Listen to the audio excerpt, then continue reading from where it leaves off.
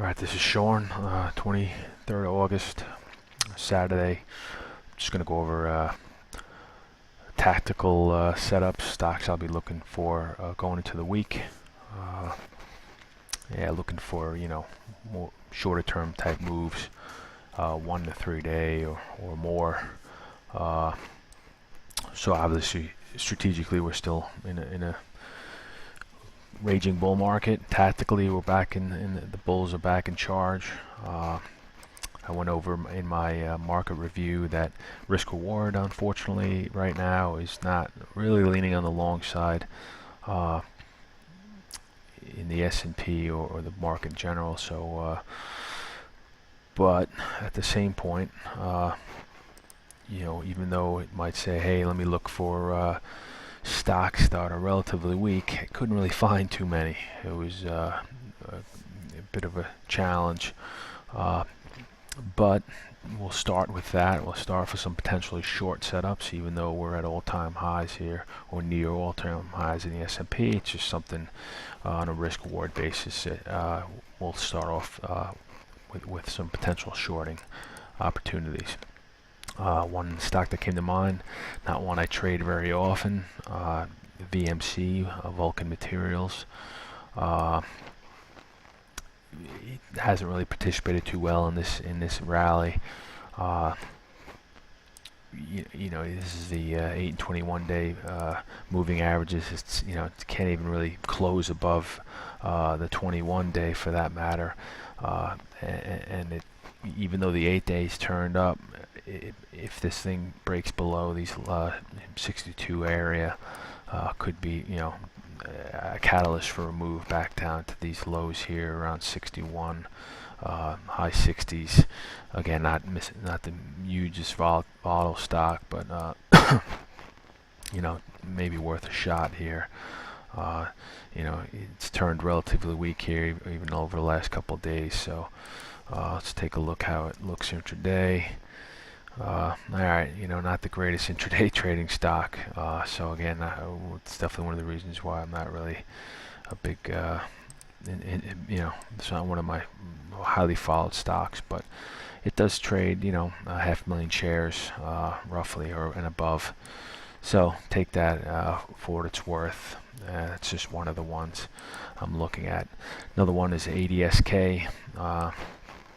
This one has, definitely has a lot better volatility. It's a lot better intraday type of stock. Although it's not, even though you had this big, huge down day, it's not the most volatile stock. The ranges in this is usually, around a point or so on an average day. So this is definitely a aberration. But that was after earnings. So hey, that's what happens when you have a fundamental catalyst like that. So the story behind this was I was actually long this stock at the beginning of this latest rally.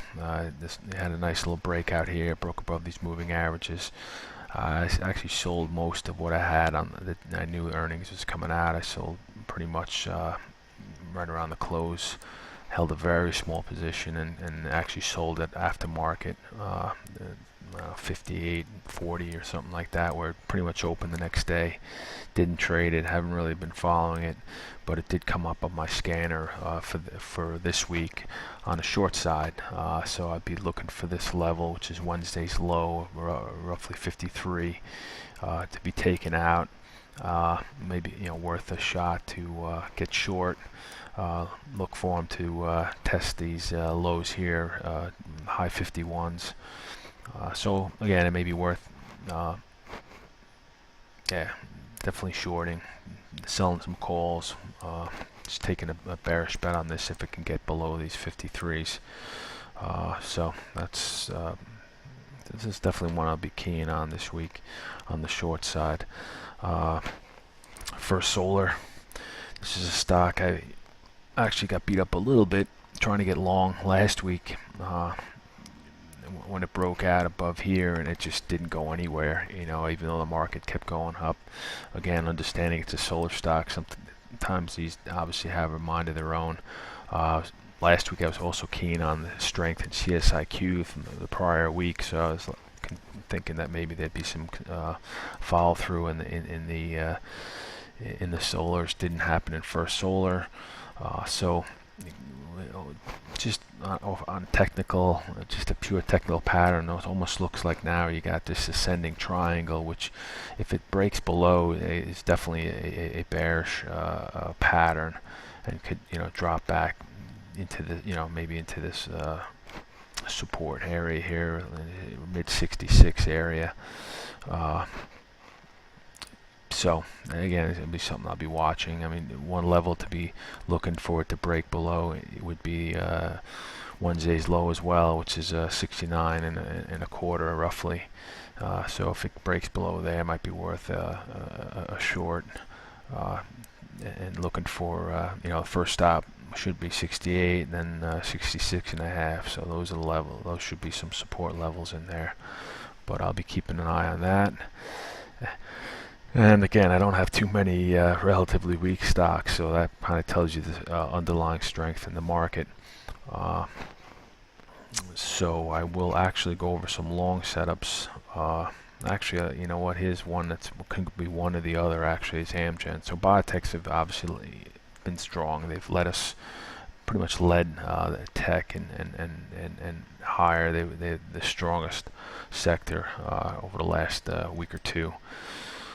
So on the long side, I think last week's high of 134, it may be another level to be buying above. But again, being the risk reward in the market, yeah, I'd rather see the market get weak for a day or two, and then actually see this actually hold up well, stay relatively strong. Right now, if you look at it, it's relatively weak compared to the S&P. But I'd like to see that shift if the market gets weak, hold up, and then it'd be a great buy above 134. But it may be a shot if the market does get a little bit weaker. Maybe a shot to get short below these 131 and 3/4 level for a quick trade. Again, that's not really because this is above all the moving averages, not the ideal type setup. But again, if this continues to be relatively weak, it might be worth a shot with a real tight risk metrics on that trade. So that's AMGN. Something else I talked about Twitter last week. So Friday it finally caught a tad bit of volatility towards the end of the day. Actually got a decent amount of volume in here as well. Finally got relatively strong. Broke above this, drew this little trend. Broke that 45.5 area. And again, I think longer term this chart looks pretty good because it broke some real big downtrends here over the last 2 months or so. The earnings, now it's got some fundamental catalysts potentially with this, really good earnings. I think it, may be a good longer term hold here. Definitely against these lows in here, the 42.5 area, like right there, is a really good level to be long against in longer term. It'll be interesting to see on Monday if it can put a day two together. Even though, like I said, it's tough to be long in the overall market. But if it can put a nice day two in here together, could try to make a move up to these 48s. So we'll see. It'll be something that I'll be keeping an eye on. Got long. I was 45.5, pretty much like everyone else, I guess. So we'll see what happens there going into the week. Talked about we'll talk about Facebook here, being it's in the same space. Sort of a little bit the same pattern. Now Twitter seems to be leading in this case, where Facebook had been the much stronger of the two. But it's still in pretty good shape here, I think, as long as it stays above these 71.5s. It's been relatively weak, however, but really not too much volume. It's just been out of play, So I'll be keen on these 75.5 area. And again, what I'd like to see is, the market maybe take a break for a day or two, and actually then watching Facebook get relatively strong versus the market, and then when the market get some gas back into it, maybe this could be one of the stocks lead it into the next level. Let's see here. This is an interesting one. Not really your momentum stock. This is Bristol Myers. Not a boring drug stock, dividend payer. But it's been in the doghouse really since March. It's really been kind of beat up. But it's creeping back. Its 50 level has been a pretty strong resistance here. Basically going back to May, it peaked above it briefly at the end of July, but then of course when the market broke, this broke then finally as well. But even though it is relatively weak versus the market, if the market takes a breather, and I think if the market is as strong as it is, we should still see some rotation. I mean, seeing rotation is very healthy, and money put to work, and some laggard stocks, laggard indices like the drugs or in this case Bristol Myers may be a place for money to go. Kind of makes sense. It's sort of defensive sector anyway. And again, the level I'll be keying off is roughly this 50.5 area here, and that would actually break this little trend. Another bullish sign. We're above these shorter term moving averages, so it closed above 50 on Friday. So we'll see if that can get some going. A little peak in volume here too on Friday, so we'll see again if that can put something together, challenge these 51s from early in the month, late July, and then that would be the key test for it to get above that 51 and change level for another potential bull run here. So again, this is a boring stock I'll be watching. SLXP in the biotech space, I mean, that had a pretty monstrous move. I was not involved in this day, but it would be nice to see this sort of flagging here another day or two.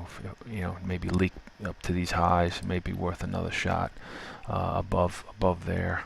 But again, it's tough to be behind this up here, but we'll see what happens. It's definitely a place where money definitely went to work last week.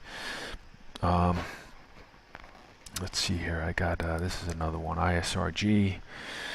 Not your most liquid trading stock, especially intraday. If it trades 250,000 shares a day, it's kind of a good day. So just something to think about before you try to buy this right on the open when the market's like 4 points wide, bid and offer. But has an interesting level here, like 474, 475. Again, definitely a bullish pattern with this nice up gaps. Kind of held it real nice and stayed above these moving averages. So definitely would be worth potentially a shot above those 475s. And that's pretty much all I got. I mean, there's a bunch of other setups, but I'm kind of shying away from some of these others. I really want to see how Monday and Tuesday, how the market, trades, and again, then I want to see how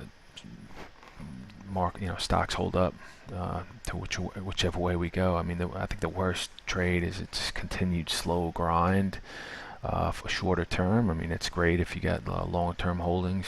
You don't give a hoot, but looking for momentum or whatnot, that's kind of can get real whippy. Even though stocks end up higher, on the day, but they whipped all over the place here today, and then it's just a tough deal. So I'm kind of hoping that the market takes a couple day rest.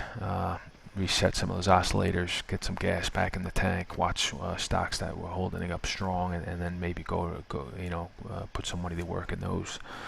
And again, I'll test some shorts on Monday if the levels get taken out, and play it, see how it works out. Anyway, without further ado, thanks for watching.